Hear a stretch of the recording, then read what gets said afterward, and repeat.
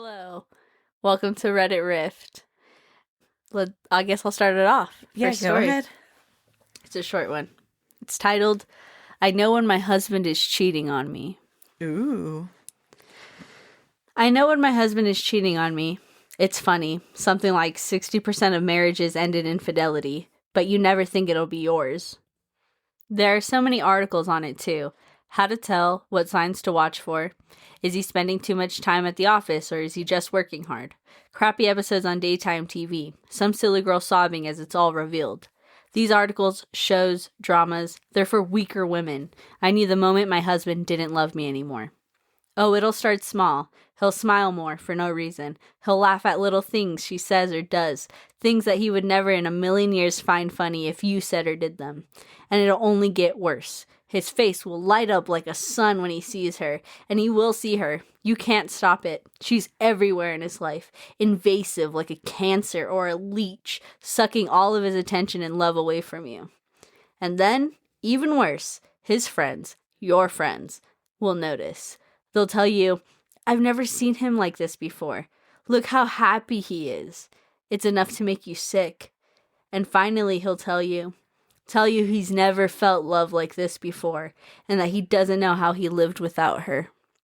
Well, something had to be done, obviously. I love my husband, and I'm not having some little temptress steal him away from me. What kind of woman would I be then? No. So I took matters into my own hands. Thank God she's still little. I don't think I could have drowned her that easy if she could walk just yet. Ooh. Whoa. That one caught me off I was guard. not expecting that. That's Yeah. not where I thought that was going. Yeah. I That love that. one's good. I like that. The I little like that twist. Spooky. I know. I like that. Okay. So, I know we're doing Reddit stories, but have you had any paranormal things that like you haven't mentioned on the pod that has happened to you? Anything weird or seen any like weird stuff, heard anything, or spooky ooky stuff? I can tell you about a story that my dad has told me that he swears up and down is true, and I Okay. believe him. He grew up in a small town in California, like super small, and everything's like dirt road pretty much because Yeah. it's like small. And he was like riding his bike one day home, and he was late from coming home. And in this yard, he saw a person standing there, like Okay. a woman, and she was just standing there by herself. And he said like as he was like riding by, he like couldn't not look at her. Okay. And that she burst into flames Oh my gosh. and just was on fire standing there.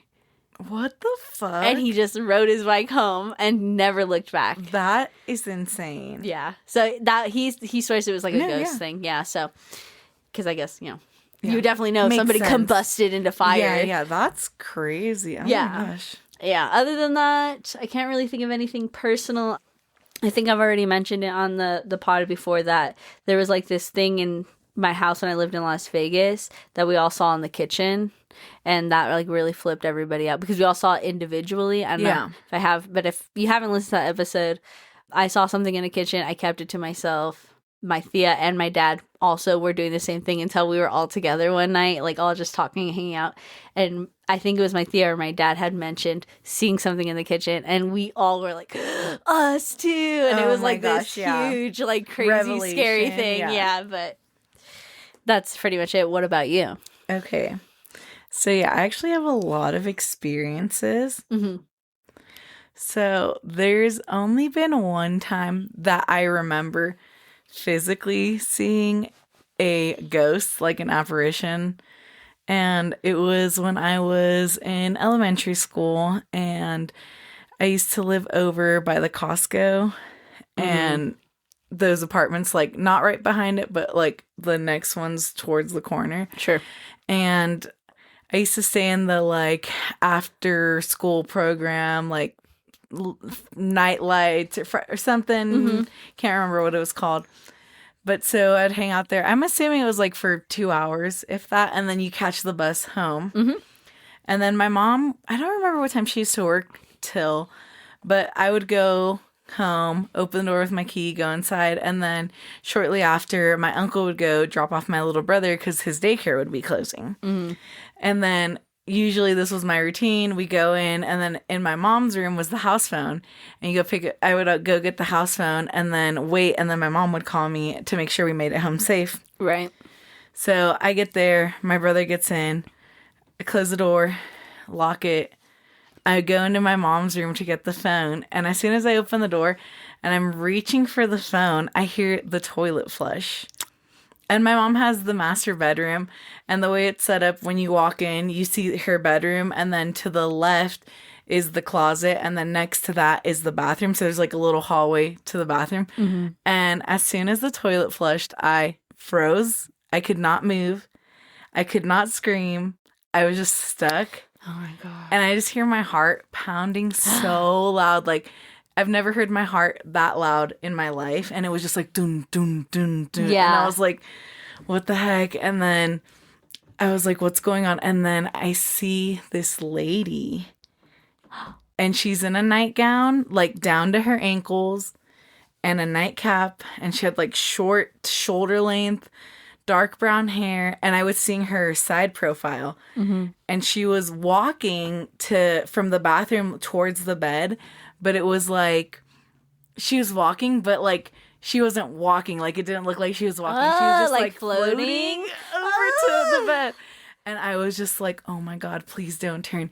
Please don't turn. Because I told you, I like grew up watching scary movies. And I was like, dude, if she turns and her face is like all crazy, fucked up, yeah.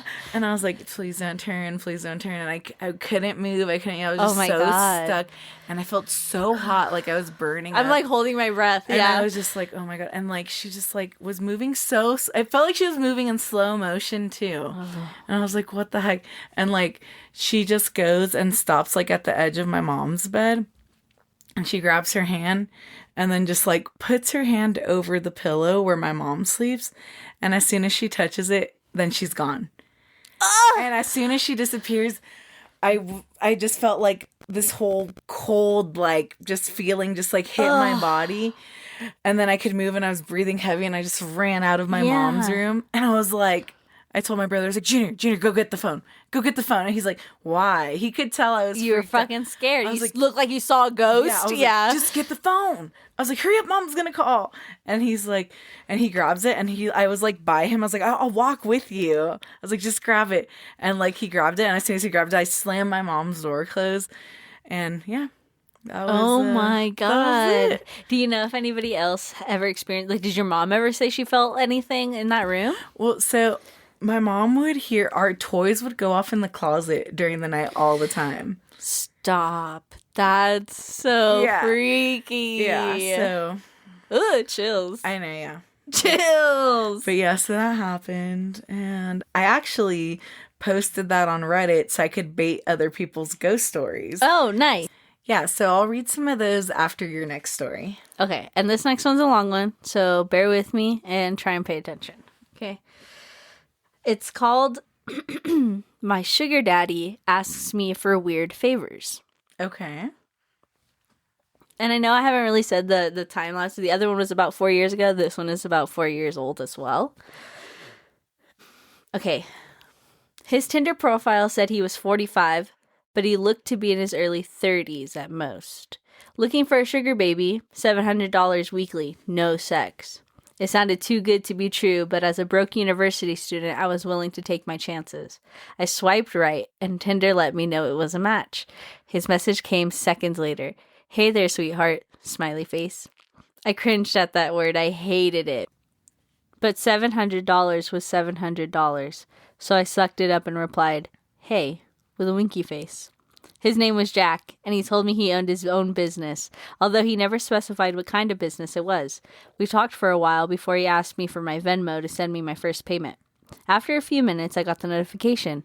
I stared at the $700 for at least 20 minutes, expecting to wake up from a dream at any second, but it wasn't a dream. You still there?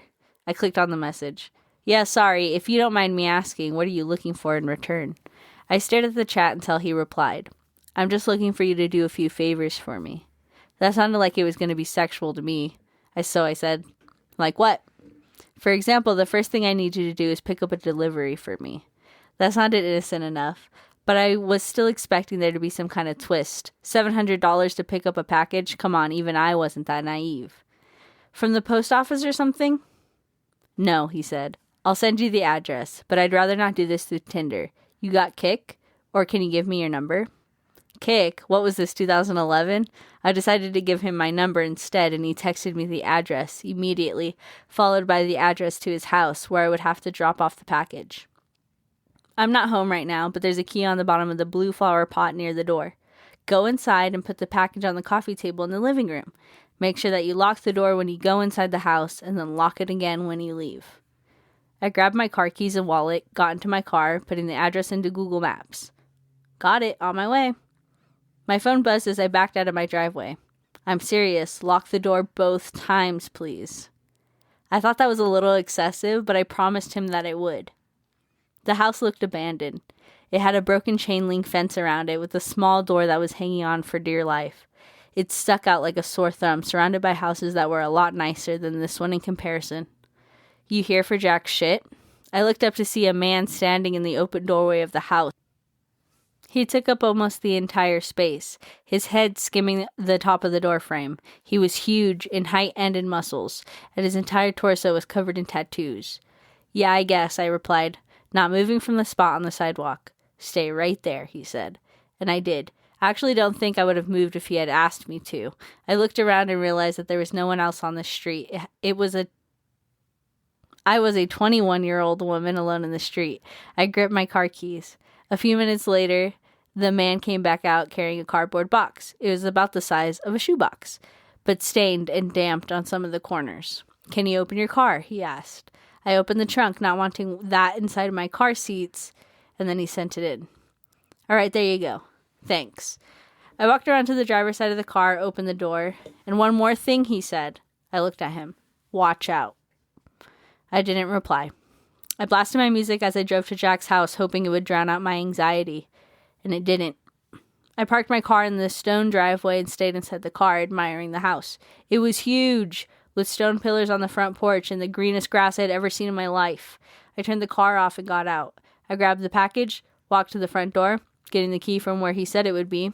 I opened the door, stepped in, and I closed it behind me. I thought about what he had said about locking the door when I got inside. I thought that was a little overboard, but as I stared at the closet door, something made me reach out and lock it. I walked inside, my feet cushioned by the thick maroon carpet, and admired the inside of the house. All the furniture... Bleh, I'll do that again. Okay. I walked inside, my feet cushioned by a thick maroon carpet, and I admired the inside of the house. All the furniture was wooden and looked incredibly expensive. I would probably finish a school a dozen times with the money that it took to furnish this place. I set the package down on the coffee table, and as I walked to the door, I heard the phone ring from somewhere inside the house. In my pocket, my phone buzzed. I took it out. Don't answer any calls that aren't from Marvin. I put my phone back and followed the sound of the phone, poking my head into a few different rooms before I found it in the office. I walked over to the desk, looked at the caller ID. Incoming call from Jack. That was odd. I grabbed my phone to look at the message again. I was starting to get a little bit creeped out and decided I wouldn't answer just to be safe. I left the house, remembering to lock the door as I had left. I've done a few more favors for him since. I drove a BMW to a random park in another city, only to get out and drive a different car back to Jack's house. He had me meet one of the employees at lunch, who then gave me a briefcase to deliver to the first house I had gone to and told me he would know if I had looked inside. On several occasions, he had asked me to drive down to that same house and stay with the guy, whose name was Julio, for a certain amount of time. In total, I've made around $3,500. Most recently, Jack asked me to stay in his house overnight. I woke up to a text message from him. I need you to spend the night at my house. I hadn't never seen him in person, but I had talked to him on the phone a few times. He proceeded to tell me he would pay me $1,000 to spend the night at his house, provided that I followed a few rules. I drove to his house that evening. The driveway was empty, and that was normal. The porch light was on. I walked up, unlocked the door, went inside, and then locked it again. Everything in the house looked the same. Jack had told me over the phone that he would leave a list of rules on the dining room table. I set all my stuff down in the living room. My bags looked like garbage bags compared to the fancy furniture in there. I wandered into the kitchen and then in the dining room. Sure enough, there was a piece of paper on the wooden table held down by an empty glass. It read, "Lock the door when you come in. Only answer calls from Marvin. Don't turn on any faucets between 9 and 11 p.m. Don't open the door for anyone, no matter who they say they are, after 10 p.m. If the door to the closet at the end of the hall is open, sleep in the library. If it's closed, sleep in any of the bedrooms. The gardener comes at midnight. If he starts knocking on the windows, hide. Turn the TV on and let it play on static through the night. Do not forget to do this. Help yourself to anything in the fridge. I'll pay you in the morning. Good night." I made sure to follow all the rules. To be honest, I was regretting my decision, but seeing as I was already there and I was getting paid, I decided to stay anyway. I figured as long as I followed all the rules, it'd be perfectly fine. What was this, a haunted house? Nevertheless, I lounged around the house for a few hours. At 8:50, I brushed my teeth using the faucet for the last time before 9. I checked the closet in the hallway, and upon seeing that it was open, I moved my stuff to the library and got ready to sleep on the couch. I locked the door just in case and laid on the couch scrolling through my phone. I hadn't gotten any more messages from Jack, and I started to think of scenarios and reasons as to why he had such a strict, peculiar set of rules in his house. I dozed off at some point, but at exactly 10:16 p.m., I was woken up by the doorbell. I was about to get up and check, but then I remembered the rule. Don't open the door for anyone, no matter who they say they are, after 10 p.m. I stayed on the couch, trying not to move, paranoid that they would hear even the slightest sound. "It's the police, open up." I didn't move. "Hello, it's the police, open up or we're coming in." I still didn't move, but I could hear my heartbeat in my ears. There was a silence for a while after that. Then the doorbell rang again. "Hey, it's Jack. Let me in." It sounded like Jack, but still I didn't get up. He would have a key, wouldn't he? Why would he need me to let him in? This continued for almost a full hour. Different people would ring the doorbell, announce themselves, and then disappear when I didn't respond. I was finally able to fall asleep, and the gardener never came. When I woke up the next morning, I heard someone in the kitchen. I got up slowly and unlocked the door as quietly as possible, taking my phone with me and walking across the living room and into the kitchen. I stopped at the entrance and peered in. It was Jack, and he was standing in front of the stove, stirring something as the coffee machine brewed coffee on the counter behind him. "Hey, good morning," he said when he saw me. "Hi," I replied nervously. I hadn't seen him in person before, but he looked exactly like his pictures online. "Scrambled eggs?" he asked, motioning to the pan with a wooden spoon. "Yes, thanks," I replied. I ate my breakfast and drank some coffee in silence. "So how was it?" "It was okay. Nothing super freaky happened," I replied. "Cool," he said, and there was this awkwardness in the room. "I think I'm going to go now. I have class." I trailed off. I didn't, but I really wanted to get out of there. "Oh, no, yeah, sure, I'll talk to you some other time," he replied. I grabbed all my stuff, and he walked me to my car. I could see him standing in the driveway, staring at me as I left. When I got home, I unpacked all my stuff and noticed that I still had the list with me. I sat on my bed and read it again. I felt my body tense up as I realized that I had forgotten to do something. Turn on the TV and let it play on static through the night. Do not forget to do this. Turn the TV on and let it play on static through the night. Do not forget to do this. Do not forget to do this. I stared at the words on the page until they lost their meaning. Beside me, my phone buzzed, snapping me back to reality. It was the $1,000 payment. I looked at my phone and then back at the list. Maybe it was an important step. As I was thinking this over, a text from Jack came in. "I'm not in town right now. I should be back next week. So if you're free from running any more errands for me until then, just send the payment. Go do something fun." I stared at the message and I read it again and once more. "I'm not in town right now?" I thought back to this morning and how Jack was in his house and how he gave me breakfast. "I'm not in town right now?" Within minutes, a new text came in, this time from a number I did not recognize. "Did you forget to do something? Winky face?" The text was followed by a picture of Jack, or whoever this version of Jack was, standing in front of the TV. I didn't respond. Next came another picture. This one was the outside of my house. It was followed by another text. Watch out. Oh, what the heck? That's so creepy. Yeah, that one gave me chills. And I was thinking after I read it, right? She said she forgot to do the TV. She left. When she left, she didn't lock the door because he followed her out. And like, if that's like some spirit or something. Yeah, if you lock the door, it can't leave. It can't or leave. something. But That's crazy. full body chills on that one. Yeah. Dang. That was a good one. Thank you. I hope it wasn't too long. Hope I kept everyone's attention. Yeah, I was captivated. The story got me. Cool. I was there. Cool. Okay, so let's see. This one's a quick little one. I could read two. I have two that are kind of short back to back. Cool. So the first one is, okay, so what I did was after I posted my story, I said, the title said, "Hello, everyone new to being active in Reddit. Please tell me your most terrifying encounters." Mm-hmm. So people are replying to that. Mm-hmm. And then this person said, "Should we at them?" You want to mention their username? That's what I'm wondering. Should I? No? Yeah. If you want to. Okay. This is from _the_smelly_cat_. Okay. It says, "Probably when the tea kettle turned on by itself on the anniversary of my husband's mom's passing. Oh. Tea was her thing. She offered it to everyone who came to her home. I felt so creeped out by it at the time, but I eventually made myself a tea shortly after that. It was like she was offering me one." Aww. That one's like kind of nice. That one's, like, I really thought that nice. was like a nice kind of warming, kind of heart-feeling one. Definitely like that one. And then this one says, "About 10 years ago, I was doing some cleaning and decorating for an organization I won't name in Missouri. They were not open yet, and only I and one other female had keys. I remember it being very, very warm, broad daylight.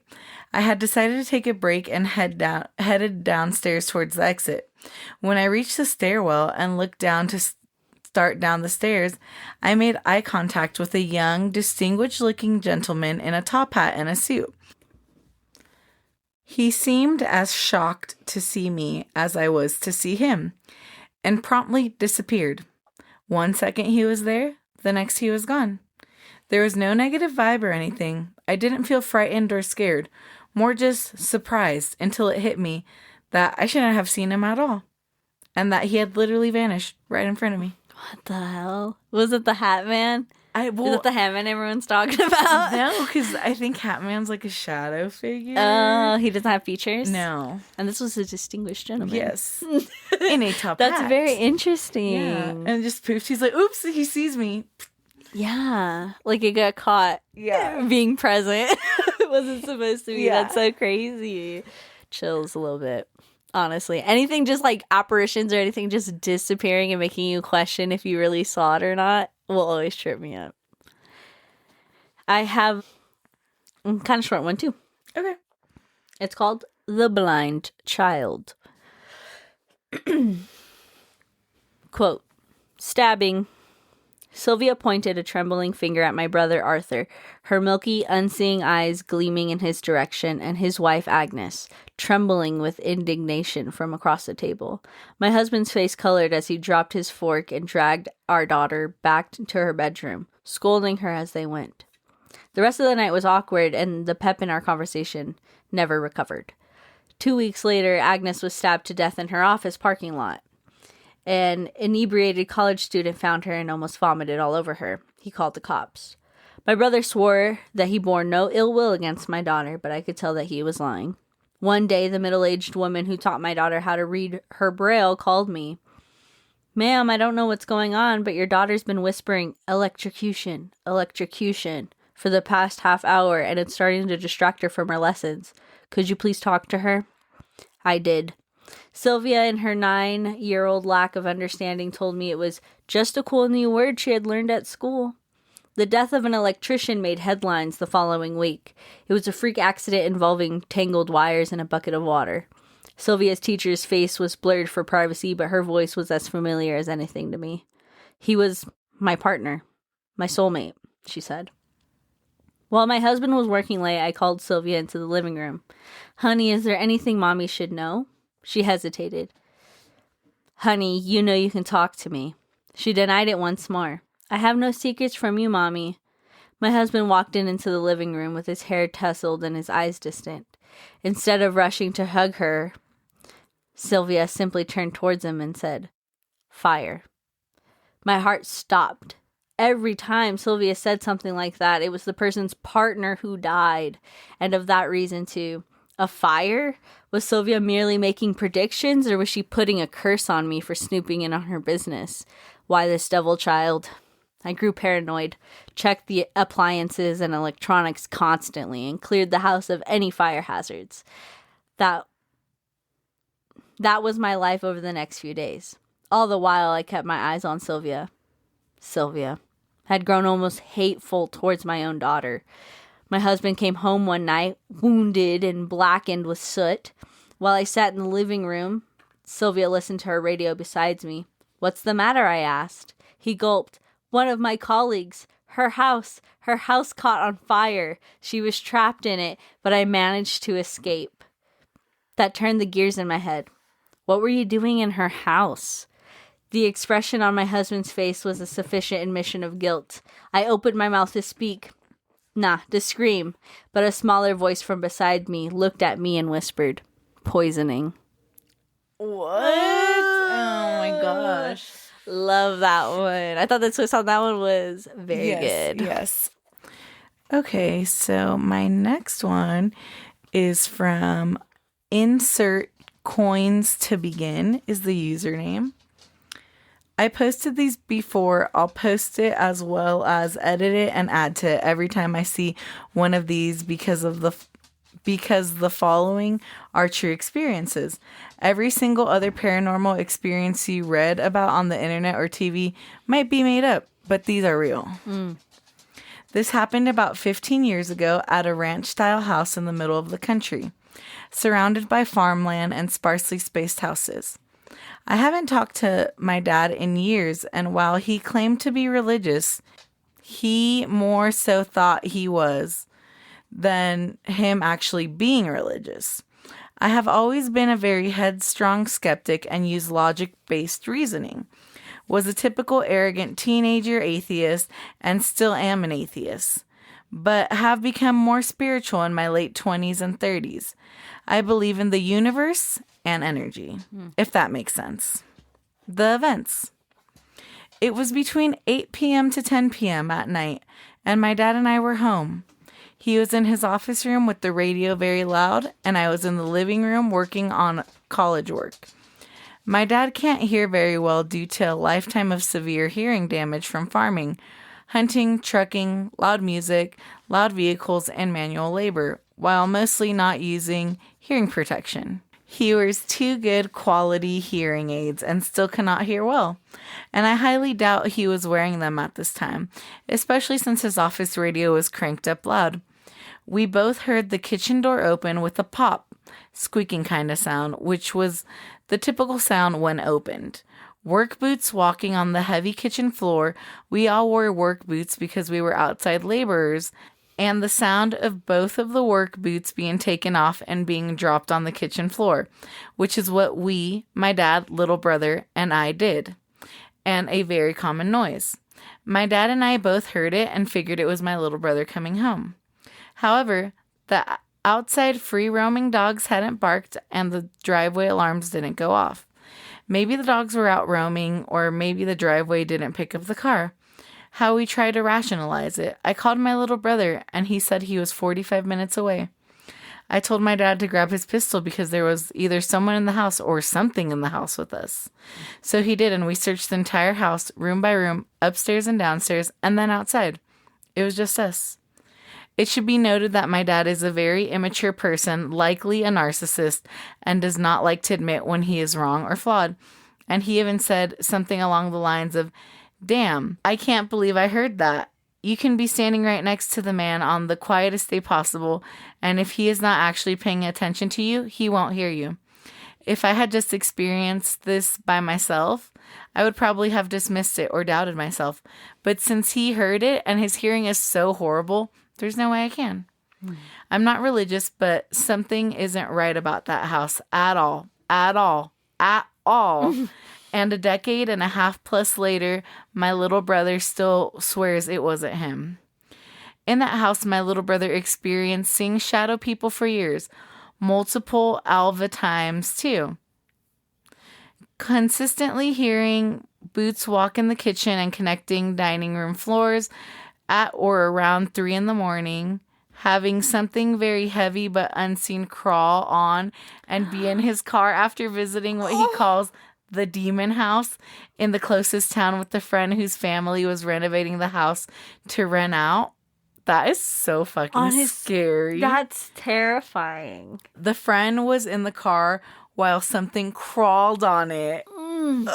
Having the same friend tell him that it feels like you're being watched while in the basement of my dad's house, and mentioned that the basement hallway, hearing children in our home laugh as well as tell him, help me / us, being upstairs, ground floor, and hearing my mom call his name from the basement while she wasn't home.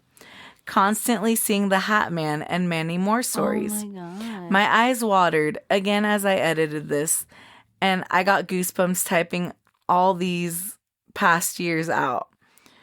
No, typing all these years later. He could literally write a Harry Potter sized novel on everything he experienced because it was that frequent and over that long of a period. Many, many weird or questionable things have happened in that house, but were such a small or insignificant events that they were dismissed or forgotten.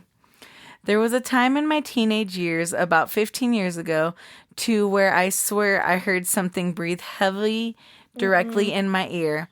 However, over time, as I told others about it, I began to doubt myself and thought maybe I heard my own breathing. Nowadays, I'm unsure of the validity of that event, but when it happened, it scared me enough to where I jumped / fell out of the chair I was sitting in. Another event is that my older sister said she saw what she thought was my little brother when he was just a toddler, but it turns out it was a childlike light figure sometime during the middle of the night when she got up to use the, I'm assuming, bathroom. It's blank. Oh. She thought she saw my little brother in the hallway by the bathroom. Oh, why did he leave it blank though? I don't know. Anyway. It wasn't my little brother. She locked herself in the bathroom and wouldn't come out until someone woke up and knocked on the door.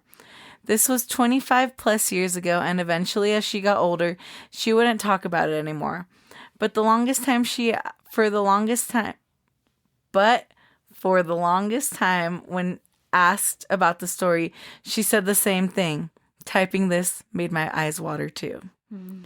The most recent event I know of is that my dad and an ex of his were in the basement. They were standing in the hallway near the hallway in the basement and had a ping pong ball thrown or tossed at them from the basement hallway. For descriptive purposes, the basement is / was mostly still how it was when it was built in the 70s. One section of it being a big open area, a bar, a bedroom. The other side of the basement being hallway with 3 rooms, 2 on the left side and 1 big one on the right. In the big room on the right of the hallway, there's a ping pong table. That hallway does not have a light. Each room has a singular light, and that hallway is pitch black. And the entire basement is very dark. The basement walls have / had very dark brown wood panels, and the hallway is just tall and wide enough to walk through. It would be impossible for the ball to roll at them from the height that it was projected at them, and it would have to have come from the center of the room on the right, around a 90-degree turn and down the hallway at least 15 to 25 feet. And that's it. Dang. No updates and nothing else? No, well, that was, he said that. I thought that was cool that he says he's going to update it as stuff happens.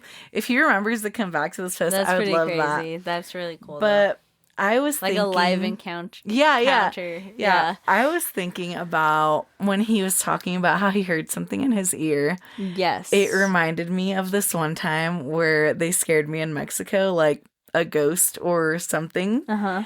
I was in bed, and when I go to Mexico, I usually go to my grandma's house. And at the time, my grandma and grandpa were passed, or I mean, they still are, but They came back. my aunt lives there, or used to live there, with my two cousins. And that was like my dad's childhood home. So upstairs they had my dad's room, my aunt's room, and my uncle's room. So when I go, I always stay in my dad's old room. And one night I was up there, I was going to bed. I'd been texting this boy all day. He's like my summer boyfriend. Sure. And I was just like all giddy. And I like just turn around, I close my eyes. And as soon as I like just kind of like start to fall asleep, right in my left ear, like right next to it, like I could feel their breath on my ear. You just hear like so loud, just maniacal laughing in my ear, and then it just stops. And it's dead silent. And I was like, oh, what the fuck? I just pretended to be asleep. I didn't move. And I just said, please don't happen again. Please don't happen again. Oh my God, please. Oh my fucking God. And then I just finally fell asleep. And then when I woke up, I told my aunt about it. And wait, maybe my grandma was still alive. I think she was actually when this happened. And they were like, oh, maybe you heard someone from the street. It was around like 3 a.m. too. And I was like, 3 o'clock's the witching hour, bitch. And then, okay, I don't know if you've heard, but like they say that like some witches are literally just like the top half, like no legs, and they crawl. I need you to turn on the lights. I'm getting creeped out. I was like, there's too many dark spots in this room right now. Here. Thank you. I was starting to, my imagination is so strong. I started imagining things. I was like, girl, half of bodies. Okay, I don't know if you've ever heard of that, but like in Mexico, they say like, yeah, there's like regular witches, but there's witches that are just like the top half, like no legs, so they crawl around. Yeah, I think and, I have. That they fall on the roof. That's and, like, fucking if you hear terrifying. Noise, yeah, that's terrifying. And like behind my dad's bed was a window, and if you haven't been to Mexico, a lot of the windows are like just glass, like slabs stacked on top of each other. So you just crank it open, and they have like, what is it, like bars outside the window? Oh, sure, yeah. So like people can't get in. And I was like, oh my God, what if it's like a witch and she's like at ear level because the bed's like right by the window and she's just laughing in my ear outside. Scary. But yeah, so. You like actually made my heart start racing when you said that. Dude, how do you think I felt? Creepy. I know. I think that's why I could. I feel like I felt it. I was there with you. It was like, so creepy. No, and then when he said about his sister seeing her brother, so my mom tells me shortly after Junior was born, he was in his crib. She was outside talking to her friend. We still live in a little cul-de-sac in Washington. And she says her and her friend are just talking. And I come out running. And she's like, what's wrong? And she's like, and then I said, oh, the baby. And she's like, what? And I was like, the baby just ran out there. And she says that I told her that I saw the baby crawl out of the crib and run outside. And like I ran because I really saw it. So my mom was like, oh, maybe he fell out of the crib, maybe something, whatever. And then she went in there, he's just in there. And I said that I swear I saw him get out of the crib and run out. Where were you running to? I was following him.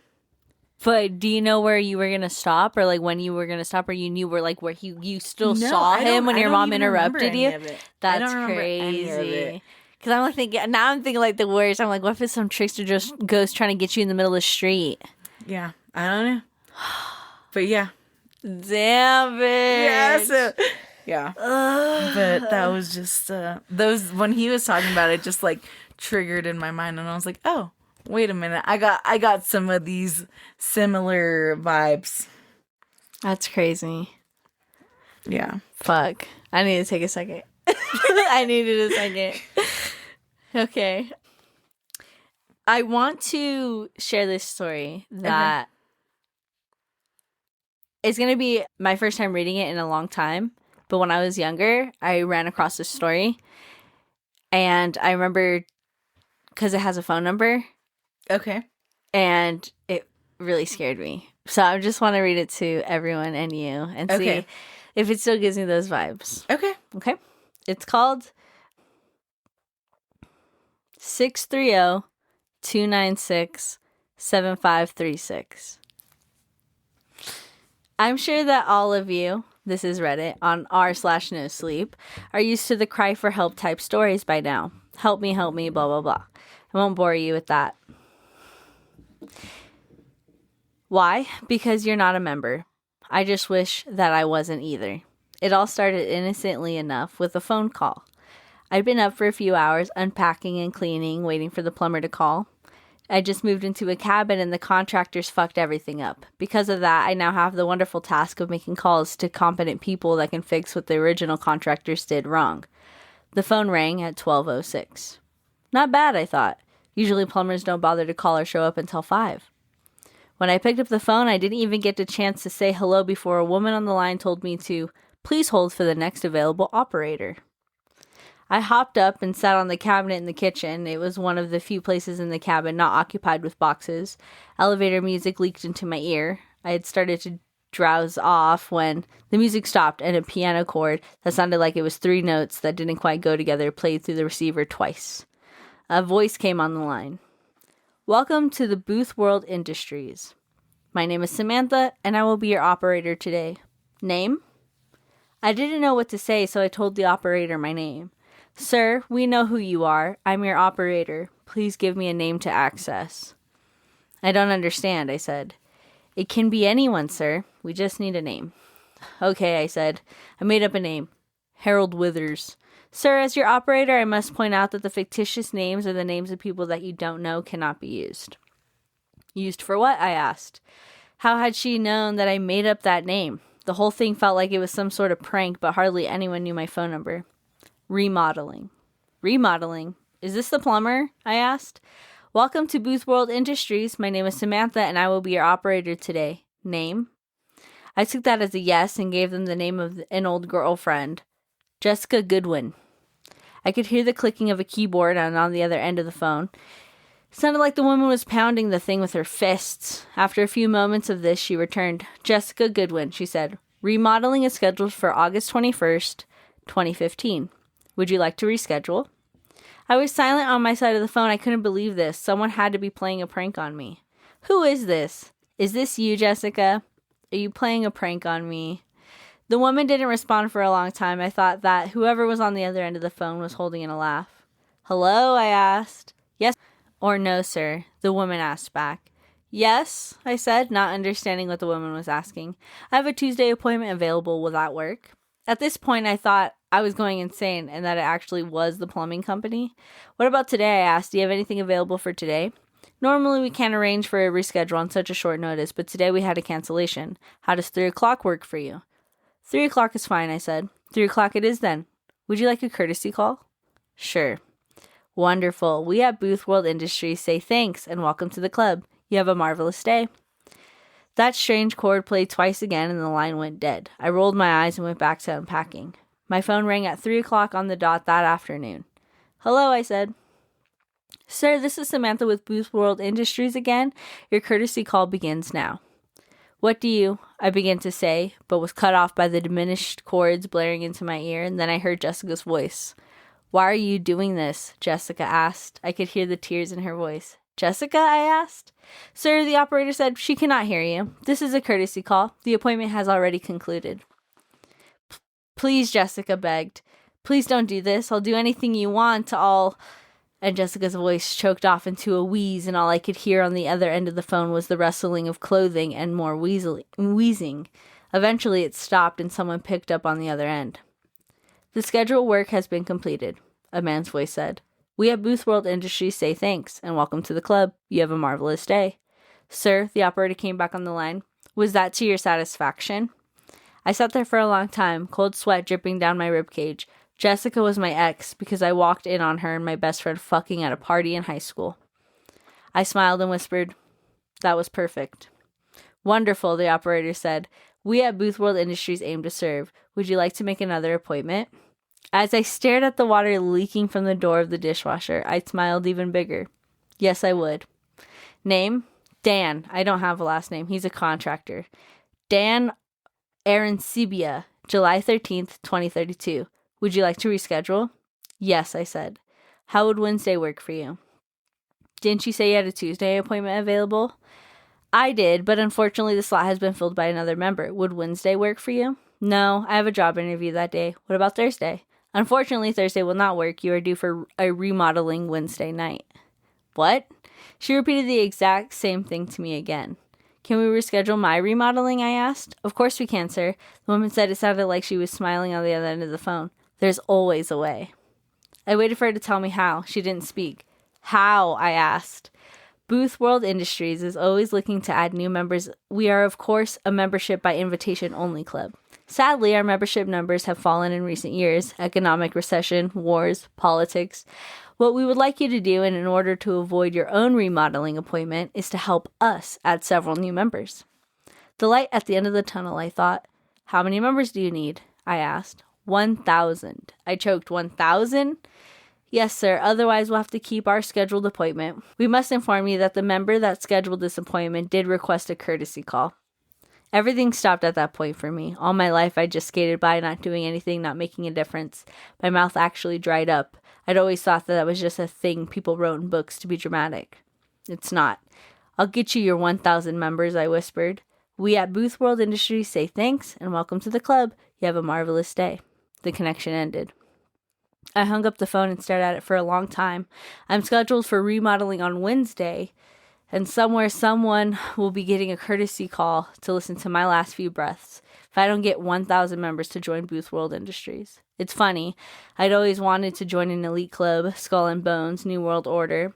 I'm not sure how I got in, but now I'm a member. I've got until Wednesday to enjoy it. Like I said at the beginning, even if I wanted your help, you couldn't give it to me because you're not a member. Membership is by invitation only. I'm inviting you in. You can help me. Just call 630-296-7536. Do you want me to call it? Stop. I can call it right now. We can hear what it says. Okay. Whew. I'm getting nervous You just like called I it did when I was a before? kid. I had someone else call it because I was so scared. And I was like, well, I don't want to be remodeled. Because what if they trick you? You know, you call and then they're like, yeah, you're in, but now you have to, or you're going to be remodeled. Okay. Yeah. 630-296-7536.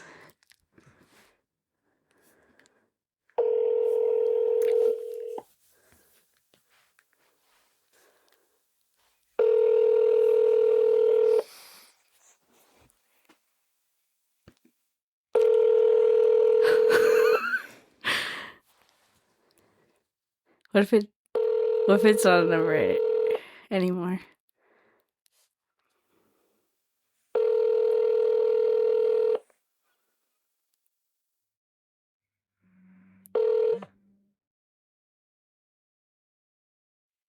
You have reached Booth World Industries. Your number has been logged and traced. A service representative will be with you shortly for remodeling. We at Booth World Industries say thanks. You have a marvelous day. Don't answer any calls, bitch. I'll try not to put anybody on the list. Whew. Creepy. Yeah. Yep. You're so brave. You know what number I called? Which one? Soldier Boys.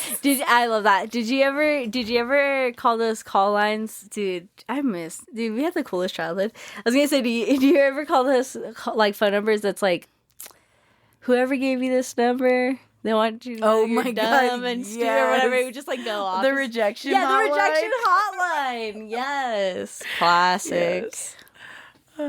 Love it. All right. Well, that was another successful Reddit rift. Yes. Hope you have a great day. Good evening and good night. Bye.